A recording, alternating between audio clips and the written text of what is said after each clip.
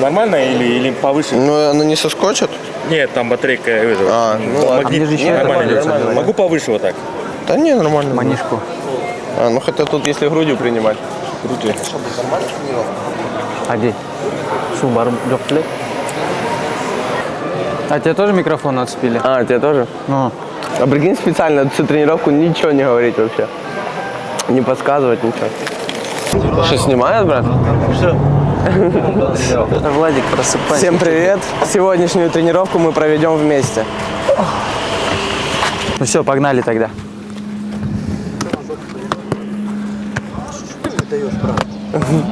Че, заходи. С обратно, не?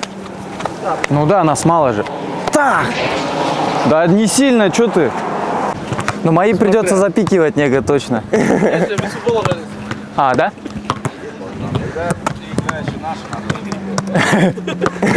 А где Дэн? Где Дэн, кстати? А, вот. Дэн, пойдем, а то что-то скучно без тебя. Так какой? Давай, давай.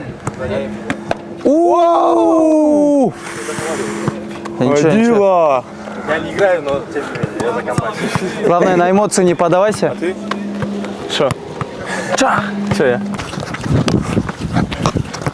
Аккуратно там. Иванушка, соберись, Иван. International? Вчера же сказали, блин, как пенсионеры двигают себя. Кто? Маэстро. Что там, братишка? Наговорил уже что-то? Наговорил. Наговорил. Шутка наговорил. Суя, вайкинг, омутно наваляв. Как прямоугольник, не? А? Да нормально. А иди тогда, ел. Иди, Люха, тогда поменяйся с кем-нибудь. Да не. Да не. Да перестань. Раз, пошли. 2, 3, 4, 5, 6, 7. Да не, Кен читает. Өзімді берер. 9. Ай. Он же продольный давал. Ладно, Давай, вышли давай. все равно. Раз. Давай. Нет смысла спорить. Раз, 2, Ай, 4, 5, 6, 7, 8. Браво. Бир. Эки. Браво. Зачем выдумываешь, ё-моё? Да? Пойдем. Я. Илюха. Ух. Да ничего не было, что ты орешь? Ай, блин. Начинай, назад. 15 Бир, было, начинай. 15 было. Начинай. 3, 4, 5, 6, 7. Санюк, ё-моё. Да меня вытащи хотя бы. Взял бы, о себе только думает, негодяй.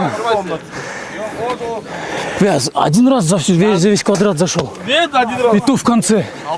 Ну ладно, эки джол. 14. Давай! 17. Давай, давай, давай. Сумочка кожаная. Браво!